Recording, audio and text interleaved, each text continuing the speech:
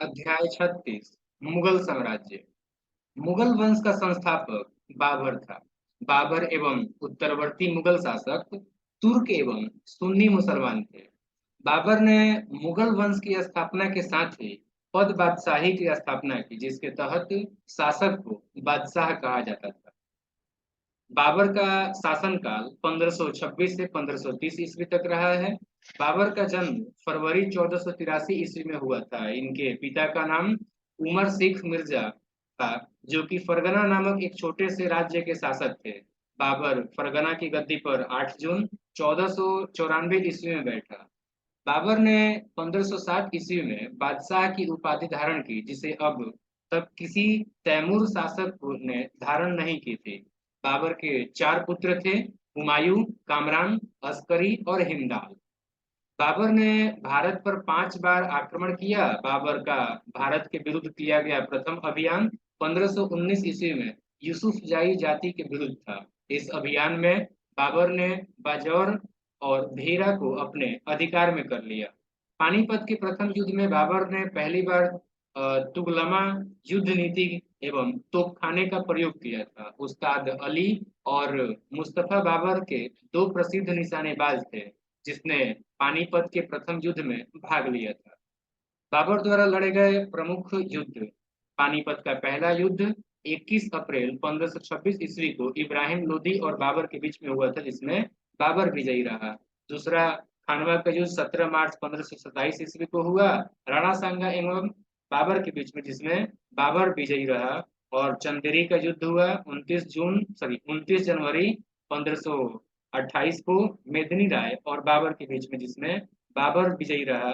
और चौथा युद्ध हुआ था घाघरा का युद्ध 6 मई 1529 को, जिसमें कि अफगान और बाबर के बीच में युद्ध हुआ। इसमें भी बाबर ही विजयी रहा। इब्राहिम लोदी मध्यकाल का प्रथम शासक था जो युद्ध स्थल में मारा गया। इसके साथ उसका मित्र ग्वालियर के राजा विक्रमजीत भी युद्ध स्थल पर मारा गया। याद रखिएगा कि हुमायूं ने कोहिनूर हीरा ग्वालियर के दिवंगत राजा विक्रमजीत के परिवार से प्राप्त किया था। बाबर को अपनी उदारता के लिए कलंजर कलंदर की उपाधि दी गई। बाबर ने मुसलमानों को तमगा नामक कर से मुक्त कर दिया। खानवा युद्ध में बाबर ने राणा सांगा के खिलाफ जिहाद का नारा दिया और युद्ध में विजय के बाद गाजी की उपाधि धारण की। 30 जनवरी 1528 ईस्वी को जहर दे देने के कारण राणा सांगा की मृत्यु हो गई। बाबर ने बंगाल के शासक नुसरत शाह के साथ 6 मई 1529 ईस्वी को एक दूसरे की संप्रभुता के सम्मान करने का वादा करते हुए एक संधि की, जिसके अनुसार नुसरत शाह ने अफगान विद्रोहियों को शरण न देने का वचन दिया। करीब 48 वर्ष की आयु में 26 दिसंबर 1530 ईस्वी को आगरा में बाबर की मृत्यु हो गई। प्रारंभ में बाबर को शव को आगरा के आरामबाग में दफनाया गया। बाद में काबुल में उसके द्वारा चुने गए स्थान पर दफनाया गया। बाबर की मातृभाषा तुर्की थी, लेकिन वो अरबी और फारसी का भी अच्छा ज्ञाता था। बाबर ने अपनी आत्मकथा बाबरनामा में, जो कि तुर्की में है, रचना की, जिसका अनुवाद बाद में फारसी में अब्दुल रहीम खाने खाना ने किया। अपनी आत्मकथा में बाबर ने औपचारिक बागों की योजनाओं और उनके बनाने में अपनी रुचि का वर्णन किया है। अक्सर ये बाग दीवार से जो है घेरे होते थे और कृत्रिम नहरों द्वारा 4 भागों में विभाजित आयताकार अहाते में स्थित थे। 4 समान हिस्सों में बटे होने के कारण ये 4 बाग कहलाते थे। 4 बाग बनाने की परंपरा की शुरुआत अकबर के समय से हुई। बाबर को मुंबई बाबर को मुबय्यान नामक पद्य शैली का भी जन्मदाता कहा जाता था। बाबर प्रसिद्ध नक्शबंदी सूफी ख्वाजा उबैदुल्ला अहरार का अनुयायी था। बाबर का उत्तराधिकारी जो है हुमायूं हुआ। हुमायूं के बारे में बात करें तो इसका शासनकाल रहा है 1530 से 1556 ईस्वी तक। नसीरुद्दीन हुमायूं 29 दिसंबर 1530 ईस्वी को आगरा में 23 वर्ष की अवस्था में सिंहासन पर बैठा। गद्दी पर बैठने से पहले हुमायूं बदक बदख्शां सॉरी बदक बदख्शां का सूबेदार था। अपने पिता के निर्देशों के अनुसार हुमायूं ने अपने राज्य का बंटवारा अपने भाइयों में कर दिया। इसने कामरान को काबुल और कंधार, मिर्जा अस्करी को संभल, मिर्जा हिंदाल को अलवर और मेवाड़ की जागीरें दी। अपने चचेरे भाई सुलेमान मिर्जा को हुमायूं ने बदखसा प्रदेश दिया।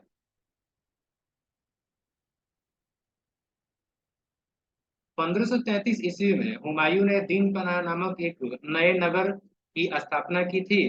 चौसा का युद्ध 15 जून 1539 ईस्वी में शेर खां एवं हुमायूं के बीच हुआ। इस युद्ध में शेर खां विजयी रहा। इसी युद्ध के बाद शेर खां ने शेर शाह की पदवी धारण कर ली। बिलग्राम या कन्नौज युद्ध का बात करें तो 17 मई 1540 ईस्वी को शेर खां और हुमायूं के बीच में हुआ। इस युद्ध में भी हुमायूं पराजित हुआ। शेर खान ने आसानी से आगरा एवं दिल्ली पर कब्जा कर लिया। बिलग्राम युद्ध के बाद हुमायूं सिंध चला गया, जहां उसने 15 वर्षों तक घुमक्कड़ों जैसा निर्वासित जीवन व्यतीत किया। निर्वासन के निर्वासन के समय हुमायूं ने हिंदाल के आध्यात्मिक गुरु पारसवासी सिया मीर बाबा दोस्त उर्फ मीर अली अकबर जामी की पुत्री हमीदा बानू बेगम से 29 अगस्त 1541 ईस्वी को निकाह कर लिया। कालांतर में हमीदा से ही अकबर जैसे महान सम्राट का जन्म हुआ। 1555 ईस्वी में हुमायूं ने पंजाब के सूरी शासक सिकंदर को पराजित कर पुनः दिल्ली की गद्दी पर बैठा। हुमायूं द्वारा लड़े गए चार प्रमुख युद्धों का क्रम है: देवरा 1531 ईस्वी में, चौसा 1539 ईस्वी में, बिलग्राम 1540 ईस्वी में और सरहिंद का युद्ध 1555 ईस्वी में। 1 जनवरी 1556 ईस्वी को दीन पनाह भवन में स्थित पुस्तकालय की सीढ़ियों से गिरने के कारण हुमायूं की मृत्यु हो गई। हुमायूं के बारे में इतिहासकार लेनपुन ने कहा है कि हुमायूं गिरते पड़ते इस जीवन से मुक्त हो गया, ठीक उसी तरह जिस तरह तमाम जिंदगी वह गिरते पड़ते चलता रहा था। हुमायूंनामा की रचना गुलबदन बेगम ने की थी। हुमायूं ज्योतिष में विश्वास करता था, इसलिए इसने सप्ताह के 7 दिन 7 रंग के कपड़े पहनने के नियम बनाए। शेर शाह के बारे में बात करें तो इन्होंने 1540 से 45 तक राज किया है। साम्राज्य के संस्थापक अफगान वंशीय शेर शाह सूरी था। डॉक्टर के आर कानूंगो के अनुसार हरियाणा प्रांत के नारनौल यानी कि महेंद्रगढ़ स्थान पर इब्राहिम के पुत्र हसन को के घर वर्ष 1486 ईस्वी में शेर शाह का जन्म हुआ था। परमात्मा शरण का विचार है कि शेर शाह का जन्म 1472 ईस्वी में हुआ था। इनके बचपन का नाम फरीद खान था। ये सूरवंश से संबंधित थे। इनका इनके पिता हसन खान जौनपुर राज्य के अंतर्गत सासाराम के जमींदार थे। फरीद खान ने एक शेर को तलवार के एक ही वार से मार दिया था। उसकी इस बहादुरी से प्रसन्न होकर बिहार के अफगान शासक सुल्तान मोहम्मद बहार खान लोहानी ने उसे शेर खां की उपाधि प्रदान की। शेर शाह बिलग्राम युद्ध के बाद दिल्ली की गद्दी पर बैठा। शेर शाह की मृत्यु कलिंजर के किले को जीतने के क्रम में 22 मई 1545 ईस्वी को हो गई। मृत्यु के समय वो उक्का नामक एक आग्नेयास्त्र चला रहा था। कलिंजर का शासक कीरत सिंह था। हिंद और ईरानी वास्तुकला के समन्वय का उदाहरण है शेर शाह का मकबरा, जिसे सासाराम में झील के बीच ऊंचे टीले पर निर्मित किया गया है। रोहतासगढ़ किला किला ए कुन्ह दिल्ली नामक मस्जिद का निर्माण शेर शाह द्वारा किया गया था। शेर शाह का उत्तराधिकारी उसका पुत्र इस्लाम शाह था। शेर शाह ने भूमि की माप के लिए 32 अंक वाला सिकंदरी गज एवं सन की डंडी का प्रयोग किया। इसने 178 ग्रेन चांदी का रुपया, 380 ग्रेन तांबे का दाम चलाया।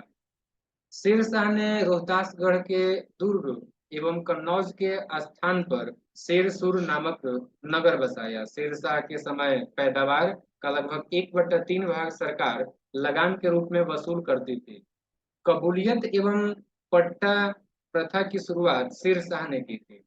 शेर शाह ने 1541 ईस्वी में पाटलिपुत्र को पटना के नाम से पुनः स्थापित किया। इसने ग्रैंड ट्रंक रोड की मरम्मत करवाई। डाक प्रथा का प्रचलन शेर शाह के द्वारा ही किया गया। मलिक मोहम्मद जायसी शेर शाह के समकालीन थे। अकबर के शासनकालीन शासक का बात करें तो रानी एलिजाबेथ थी, 1558 से 1603 ईस्वी तक इंग्लैंड में।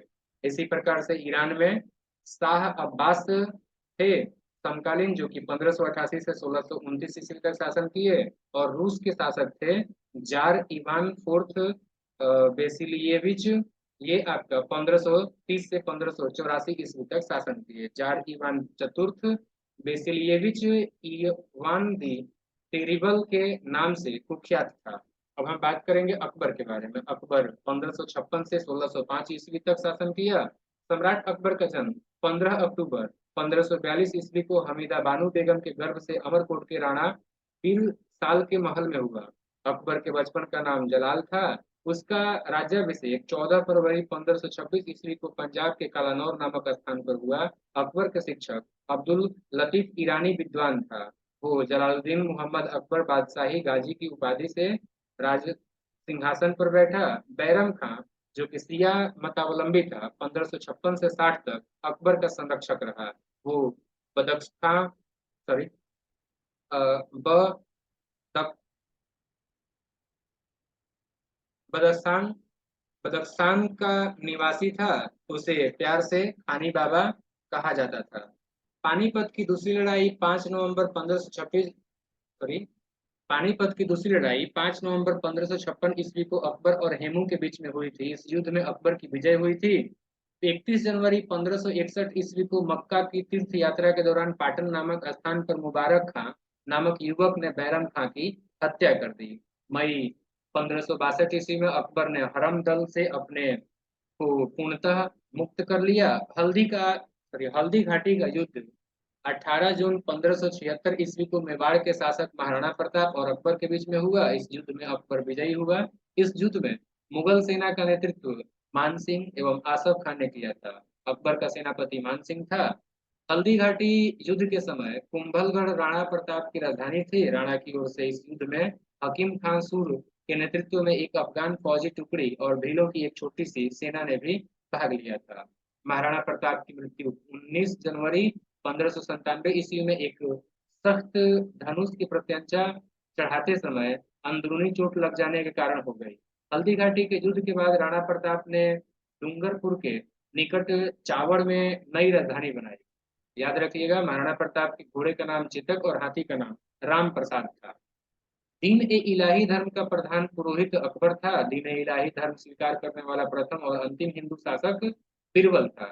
महेश दास नामक ब्राह्मण को राजा बीरबल की पदवी दी गई थी, जो हमेशा अकबर के साथ रहता था। अकबर ने जैन धर्म के जैनाचार्य हरिविजय सूरी को जगत गुरु की उपाधि प्रदान की थी। अकबर ने शाही दरबार में एक अनुष्ठान के रूप में सूर्योपासना की शुरुआत करवाई। राजस्व प्राप्ति की जब्ती प्रणाली अकबर के शासनकाल में प्रचलित थी। अकबर के दीवान राजा टोडरमल, जो कि खत्री जाति के थे, उन्होंने 1580 में दहसाल बंदोबस्त व्यवस्था लागू की।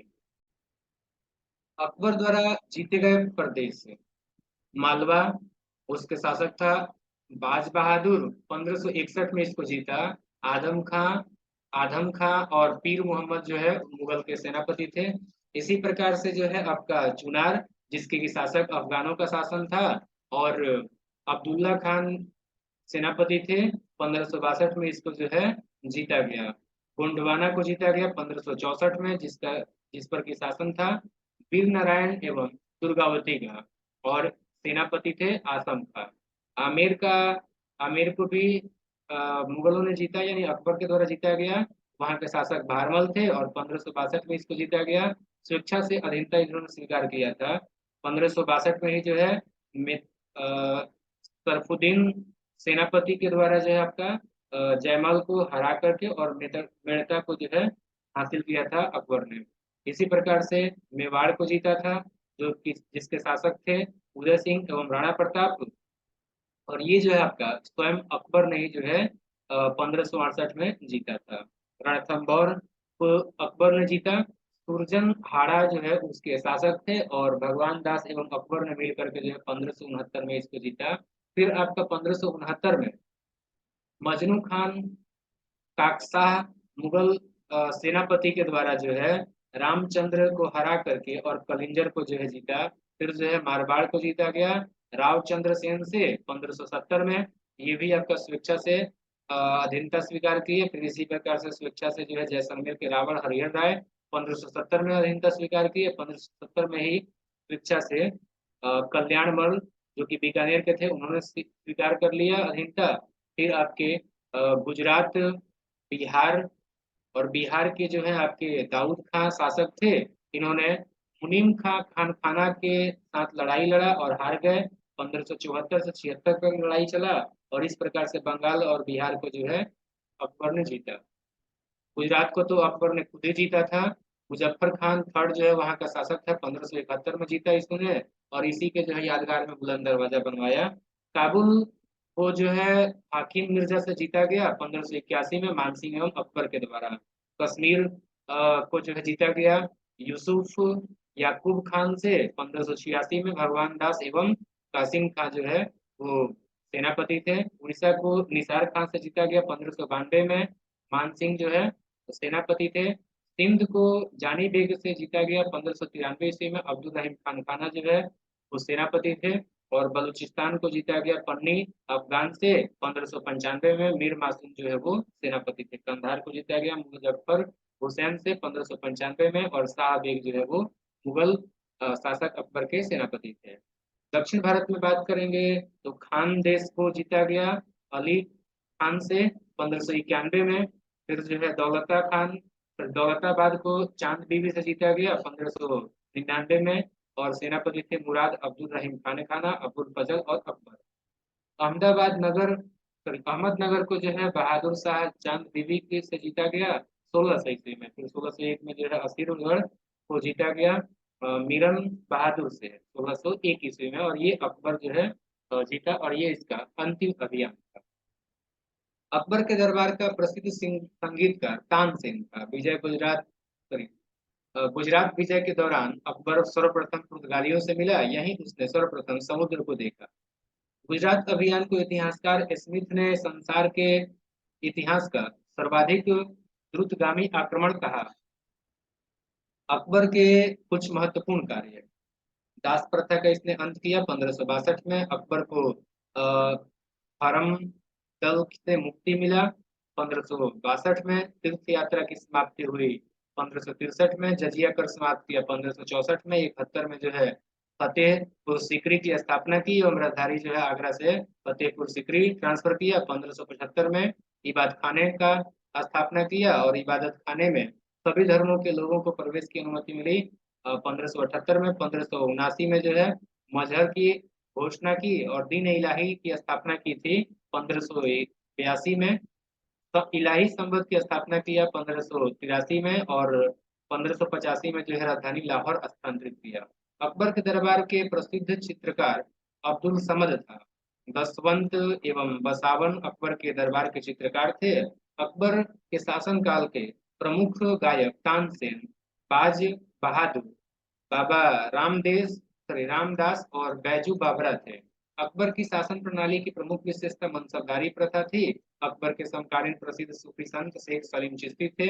अकबर की मृत्यु 16 अक्टूबर 1505 ईस्वी को हुई। इससे आगरा के निकट सिकंदरा में दफनाया गया। स्थापत्य कला के क्षेत्र में अकबर की महत्वपूर्ण कृतियां हैं। दिल्ली में हुमायूं का मकबरा, आगरा का लाल किला, फतेहपुर सीकरी में शाही महल, दीवाने खास, पंचमहल, बुलंद दरवाजा, जोधाबाई का महल, इबादत खाना, इलाहाबाद का किला और लाहौर का किला। अकबर के दरबार को सुशोभित करने वाले नौ रत्न थे। अबुल फजल, फैजी, तानसेन, बीरबल, टोडरमल, राजा मानसिंह, अब्दुल रहीम खाने खाना, फकीर अजीउद्दीन, मुल्ला दो प्याजा। अबुल फजल का बड़ा भाई फैजी अकबर के दरबार में राजकवि के पद पर आसीन था। अबुल फजल ने अकबरनामा ग्रंथ की रचना की। वो दीन ए इलाही धर्म का मुख्य पुरोहित था। संगीत सम्राट तानसेन का जन्म 1506 ईस्वी में ग्वालियर के एक ब्राह्मण परिवार में हुआ था। इनका असली नाम राम तनु पांडे था। इनकी प्रमुख पत्नियां थी मियाँ की टोडी, मियाँ का मल्हार, मियाँ का सारंग, दरबारी कान्हारा आदि। कंठाभरण वाणी विलास की उपाधि अकबर ने तानसेन को दी थी। तानसेन अकबर के दरबार में आने से पूर्व रीवा के राजा रामचंद्र के राजाश्रय में रहते थे। अकबर के काल में स्वामी हरिदास भी एक महान संगीतज्ञ थे। ये वृंदावन में रहकर भगवान की उपासना करते थे। एक मत के अनुसार हरिदास तानसेन के गुरु थे, जबकि कुछ विद्वान हरिदास एवं तानसेन दोनों को मान सिंह तोमर का शिष्य बतलाते हैं। ये भी प्रचलित है कि हरिदास का गाना सुनने के लिए अकबर को इनकी कुटिया पर जाना पड़ा, क्योंकि इन्होंने अकबर के दरबार में जाने से मना कर दिया था। इनका कहना था कि वे केवल अपने भगवान के लिए ही गाते हैं, दरबार से उनका कोई सरोकार नहीं है।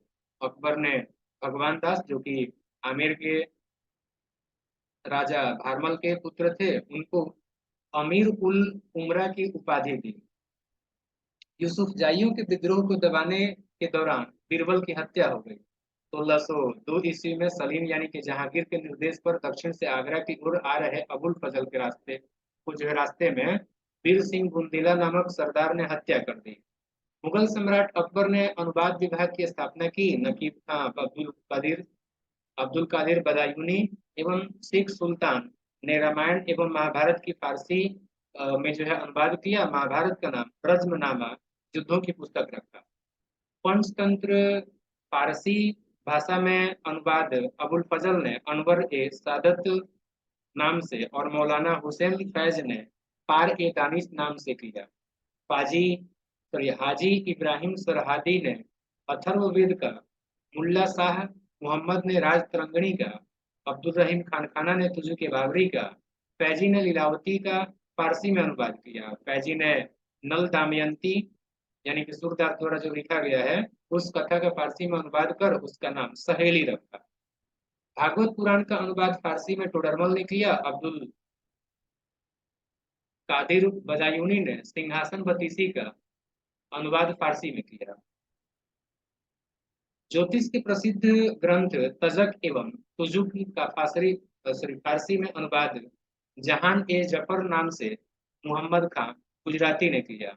अकबर के काल को हिंदी साहित्य का स्वर्ण काल कहा जाता है। अकबर ने बीरबल को कवि प्रिय नरहरि को महापात्र की उपाधि प्रदान की। बुलंद दरवाजा का निर्माण अकबर ने गुजरात विजय के उपलक्ष्य में करवाया था। चार बाग बनाने की परंपरा अकबर के समय से शुरू हुई। अकबर ने सीरी कलम की उपाधि अब्दुल समद को एवं जड़ी कलम की उपाधि मोहम्मद हुसैन कश्मीरी को दिया। मुगलों की राजभाषा फारसी थी। अकबर नकारा यानी कि नगाड़ा नामक वाद्य यंत्र बजाता था। अब हम बात करेंगे जहांगीर के बारे में। इसका शासनकाल 1505 से 1627 ईस्वी तक रहा है। अकबर का उत्तराधिकारी सलीम हुआ, जो 24 अक्टूबर 1605 ईस्वी को नूरुद्दीन मोहम्मद जहांगीर बदशाही गाजी की उपाधि धारण कर गद्दी पर बैठा। जहांगीर का जन्म 30 अगस्त 1569 ईस्वी को हुआ था। अकबर ने अपने पुत्र का सलीम सूफी मतलब अकबर ने अपने पुत्र का नाम सलीम सूफी संत शेख सलीम चिश्ती के नाम पर रखा। जहांगीर को न्याय का जंजीर के लिए याद किया जाता है। ये जंजीर सोने की बनी थी, जो आगरा के किले के शाह बुर्ज एवं यमुना तट पर स्थित पत्थर के खंभे से लगवाई हुई थी। जहांगीर द्वारा शुरू की गई तुजु के जहांगीरी नामक आत्मकथा को पूरा करने का श्रेय मौत बिंद खां को है। जहांगीर के सबसे बड़े पुत्र खुसरो ने 1606 ईस्वी में अपने पिता के विरुद्ध विद्रोह कर दिया। खुसरो एवं जहांगीर की सेना के बीच का युद्ध जालंधर के निकट खैरावल नामक मैदान में हुआ। खुसरो को पकड़कर कैद में डाल दिया गया। खुसरो की सहायता देने के कारण जहांगीर ने सिखों के पांचवें गुरु अर्जुन देव को फांसी दिलवा दी। खुसरो गुरु से गोइंदवाल में मिला था। अहमद नगर के वजीर मलिक अंबर के विरुद्ध सफलता से खुश होकर जहांगीर ने खुर्रम को जहां की उपाधि प्रदान की। 1622 ईस्वी में कंधार मुगलों के हाथों से निकल गया। शाह अब्बास ने इस पर जो है अधिकार कर लिया। अब बात करते हैं नूरजहां का। तो ईरान निवासी मिर्जा ग्यास बेग की पुत्री नूरजहां का वास्तविक नाम मेहरुनिसा था। 1594 ईस्वी में नूरजहां का विवाह अली कुली बेग से हुआ था। जहांगीर ने एक शेर मारने के कारण अली कुली बेग को शेर अफगान की उपाधि प्रदान की। 1607 ईस्वी में शेर अफगान की मृत्यु के बाद मेहरुनिसा अकबर की विधवा सलीमा बेगम की सेवा में नियुक्त हुई। सर्वप्रथम जहांगीर ने नौरोज त्योहार के अवसर पर मेहरुनिसा को देखा और उसके सौंदर्य पर मुग्ध होकर जहांगीर ने 1611 ईस्वी में उससे विवाह कर लिया। विवाह के पश्चात जहांगीर ने उसे नूरमहल एवं नूरजहां की उपाधि प्रदान की। नूरजहां के सम्मान में जहांगीर ने चांदी के सिक्के जारी किए। जहांगीर ने गियास बेग को शाही दीवान बनाया एवं इत्माद दौला की उपाधि दी। जहांगीर के शासनकाल में ईरानियों को उच्च पद प्राप्त हुए। लाडली बेगम शेर अफगान एवं मेहरुनिसा की पुत्री थी, जिसकी शादी जहांगीर के पुत्र शहरयार के साथ हुई थी। नूरजहां की मां असमत बेगम ने गुलाब से इत्र निकालने की विधि खोजी थी।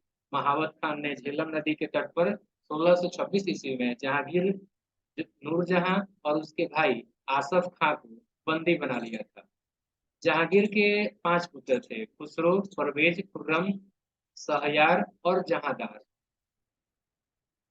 28 अक्टूबर 1627 ईस्वी को भीमवार नामक स्थान पर जहांगीर की मृत्यु हो गई। उसे शाहदरा लाहौर में रावी नदी के किनारे दफनाया गया। मुगल चित्रकला अपने चरमोत्कर्ष पर जहांगीर के शासनकाल में पहुंची। जहांगीर के दरबार के प्रमुख चित्रकार थे आगा रजा, अब्दुल हसन, मोहम्मद नासिर, मोहम्मद मुराद, उस्ताद मंसूर, बिशन दास, मनोहर, गोवर्धन, फारूक बेग और दौलत। जहांगीर ने आगा रजा के नेतृत्व में आगरा में एक चित्रणशाला की स्थापना की। याद रखिए, हमजा नामा का विषय चित्रकला है। उस्ताद मंसूर एवं अबुल हसन को जहांगीर ने क्रमशः नादिर अल उस एवं नादिरुज्मा की उपाधि प्रदान की। इसने संस्कृत के कवि जगन्नाथ को पंडित राज की उपाधि दी। जहांगीर ने अपनी आत्मकथा में लिखा है कि कोई भी चित्र, चाहे वो किसी मृतक व्यक्ति या जीवित व्यक्ति द्वारा बनाया गया हो, मैं देखते ही तुरंत बता सकता हूँ कि ये किस चित्रकार की कृति है। यदि किसी चेहरे पर आंख किसी एक चित्रकार ने, भौं किसी और ने बनाई हो, तो यह भी जान लेता हूँ कि आंख किसने और भौं किसने बनाई है। जहांगीर के समय को चित्रकला का स्वर्ण काल कहा जाता है। इत्मदुद्दौला का मकबरा 1626 ईस्वी में नूरजहां बेगम ने बनवाया। मुगल कालीन वास्तुकला के अंतर्गत निर्मित ये प्रथम ऐसी इमारत है जो पूर्ण रूप में बेदाग सफेद संगमरमर से निर्मित है। सर्वप्रथम इसी इमारत में पितरा दुर्रा पितरा दुर्रा नामक जड़ाऊ काम किया गया। अशोक के कौशाम्बी स्तंभ, जो कि वर्तमान में प्रयाग में है, पर समुद्र गुप्त की प्रयाग प्रशस्ति तथा जहांगीर का लेख उत्कीर्ण है। जहांगीर का मकबरा का निर्माण नूरजहां ने करवाया था। जहांगीर के शासनकाल में कैप्टन हॉकिंस, जो कि पहला अंग्रेज था, summer sir Thomas Roe, William Finch एवं एडवर्ड टेरी जैसे यूरोपीय यात्री आए थे। अब हम बात करेंगे शाहजहां के बारे में, जिनका शासनकाल रहा है 1627 से 1657 ईस्वी तक। जहांगीर के बाद सिंहासन पर शाहजहां बैठा। जोधपुर के शासक मोटा राजा उदय सिंह की पुत्री जगत गोसाई के गर्भ से 5 जनवरी 1592 ईस्वी को खुर्रम यानी कि शाहजहां का जन्म लाहौर में हुआ था। 1612 ईस्वी में खुर्रम का विवाह आसफ खां की पुत्री अर्जुमंद बानो बेगम से हुआ, जिसे शाहजहां ने मलिका ए उस्मानी की उपाधि प्रदान की। 7 जून 1631 ईस्वी में प्रसव पीड़ा के कारण उसकी मृत्यु हो गई। 4 फरवरी 1628 ईस्वी को शाहजहां आगरा में अबुल मुजफ्फर शहाबुद्दीन मोहम्मद साहिब किरण ए सानी की उपाधि प्राप्त कर सिंहासन पर बैठा। शाहजहां ने आसफ खां के को जो है वजीर पद एवं महावत खान को खानखाना की उपाधि प्रदान की। इसने नूरजहां को 2 लाख रुपए प्रति वर्ष का पेंशन देकर लाहौर जाने दिया, जहां 1645 ईस्वी में उसकी मृत्यु हो गई। अपनी बेगम मुमताज महल की याद में शाहजहां ने ताजमहल का निर्माण आगरा में उसकी कब्र के ऊपर करवाया। उस्ताद ईसा ने ताजमहल की रूपरेखा तैयार की थी। ताजमहल का निर्माण करने वाला मुख्य स्थापत्य कलाकार उस्ताद अहमद लाहौरी था। मयूर सिंहासन का निर्माण शाहजहां ने करवाया था। इसका मुख्य कलाकार बेबादल अ, खान था। बादशाह के सिंहासन के पीछे पितरा दुर्रा के जड़ाऊ काम की एक श्रृंखला बनाई गई थी, जिससे पौराणिक यूनानी देवता आर्फियस को वीणा बजाते हुए चित्रित किया गया है। शाहजहां के शासनकाल को स्थापत्य कला का स्वर्ण युग कहा जाता है।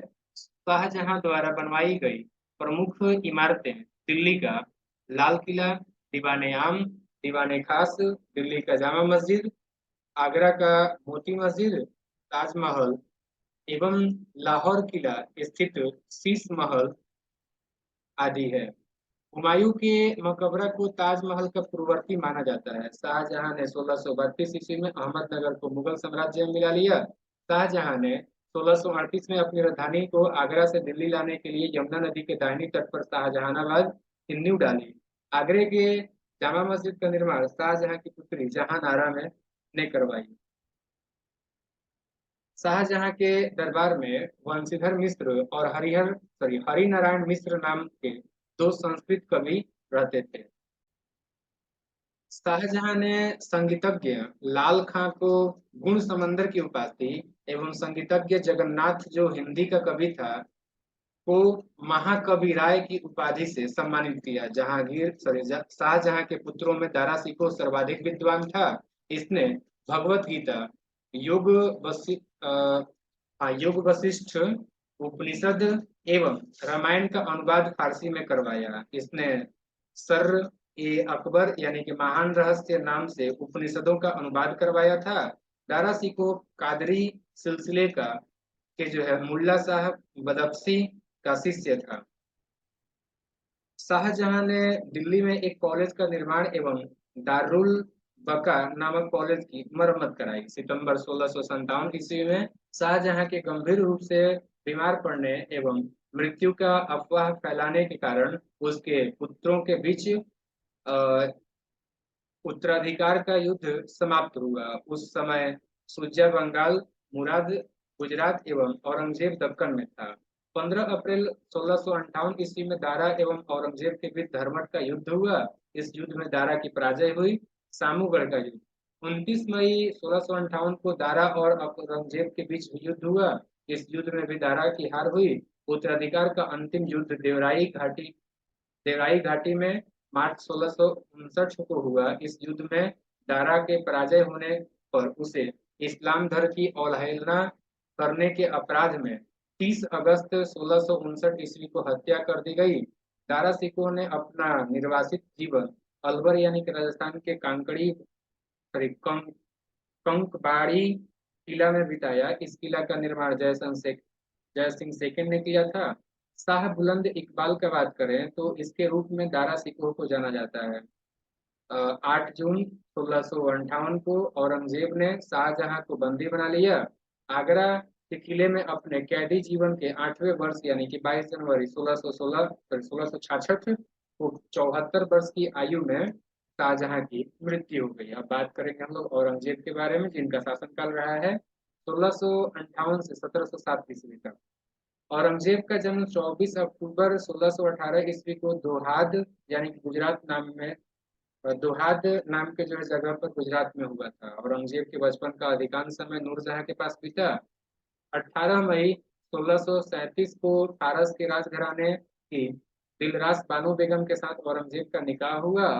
आगरा पर कब्जा कर जल्दबाजी में औरंगजेब ने अपना राज्याभिषेक अबुल मुजफ्फर महउद्दीन मुजफ्फर औरंगजेब बहादुर आलमगीर की उपाधि से 31 जुलाई 1658 ईस्वी को करवाया। देवराई के युद्ध में सफल होने के बाद 15 मई 1659 को औरंगजेब ने दिल्ली में प्रवेश किया और शाहजहां के शानदार महल में 5 जून 1659 ईस्वी को दूसरी बार राज्याभिषेक करवाया। औरंगजेब के गुरु थे मीर मोहम्मद हाकिम। औरंगजेब सुन्नी धर्म को मानता था। उसे जिंदा पीर कहा जाता था। जय सिंह और शिवाजी के बीच पुरंदर की संधि 22 जून 1665 ईस्वी को संपन्न हुई। मई 1666 ईस्वी को आगरा के किले के दीवान ए आम में औरंगजेब के समक्ष शिवाजी उपस्थित हुए। यहाँ शिवाजी को कैद कर जयपुर भवन में रखा गया। इस्लाम नहीं स्वीकार करने के कारण सिखों के 9वें गुरु तेग बहादुर की हत्या औरंगजेब ने 1675 ईस्वी में दिल्ली में करवा दी। औरंगजेब ने 1679 में जजिया कर को पुनः लागू किया। औरंगजेब ने बीबी का मकबरा का निर्माण 1679 ईस्वी में औरंगाबाद महाराष्ट्र में करवाया। 1685 ईस्वी में बीजापुर एवं 1687 ईस्वी में गोलकुंडा को औरंगजेब मुगल साम्राज्य में मिला लिया। मदना और अकन्ना अकन्ना नामक ब्राह्मणों का संबंध गोलकुंडा के शासक अबुल हसन से था। औरंगजेब के समय हुए जाट विद्रोह का नेतृत्व गोकुला एवं राजा राम ने किया था। 1670 ईस्वी में तिलपत की लड़ाई में जाट परास्त हुए। गोकुल की मौत के घाट उतार दिया गया और उसके बावजूद जाटों ने 1685 ईस्वी में राजा राम के नेतृत्व में पुनः विद्रोह किया। इन जाटों ने सिकंदरा में स्थित अकबर के मकबरे को भी लूटा। भरतपुर राजवंश की नींव औरंगजेब के शासनकाल में जाट नेता एवं राजा राम का भतीजा चूड़ामन ने डाली। औरंगजेब के समय में हिंदू मनसबदारों की संख्या लगभग 337 थी, जो अन्य मुगल सम्राटों की तुलना में अधिक थी। औरंगजेब सबसे अधिक हिंदू अधिकारियों की नियुक्ति करने वाला मुगल सम्राट था। औरंगजेब का पुत्र अकबर ने दुर्गादास के बहकावे में आकर अपने पिता के खिलाफ विद्रोह किया।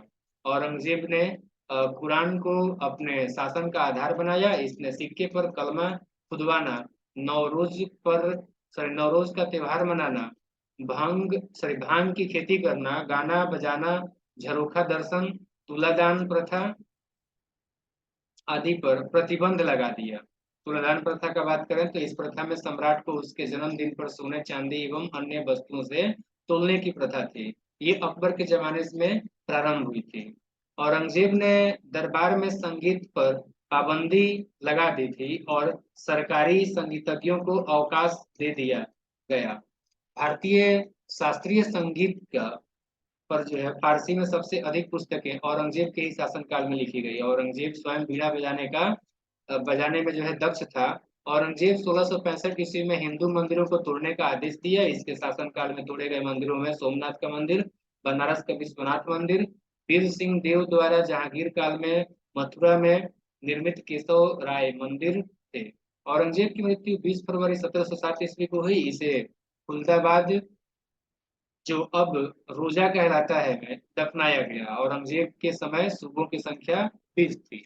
औरंगजेब दारुल हर्ब यानी काफिरों का देश को दारुल इस्लाम यानी कि इस्लाम का देश में परिवर्तित करने को अपना महत्वपूर्ण लक्ष्य मानता था। औरंगजेब के शासनकाल में मुगल सेना में सर्वाधिक हिंदू सेनापति थे। फ्रांसीसी यात्री फ्रांकोइस बर्नियर बर्नियर जो है औरंगजेब के चिकित्सक थे। धन्यवाद।